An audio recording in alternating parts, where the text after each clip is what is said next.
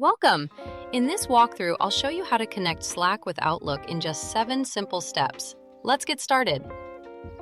First, we'll open up the Apps menu by clicking the Add Apps button right here. Now, type Outlook into the search bar and choose the Slack for Outlook integration from the results. Perfect! Go ahead and click the Add to Slack button to begin the installation. You'll need to authorize the connection by selecting which Microsoft account you'd like to use with this integration. Almost there! Just click the Add button to finalize the installation. Excellent! The integration is now complete, and you can start using the Slack for Outlook add-in to manage your emails directly from Slack. With this integration in place, you'll be able to keep track of important emails and calendar events without ever leaving Slack. And that's all there is to it. You've successfully connected Slack with Outlook.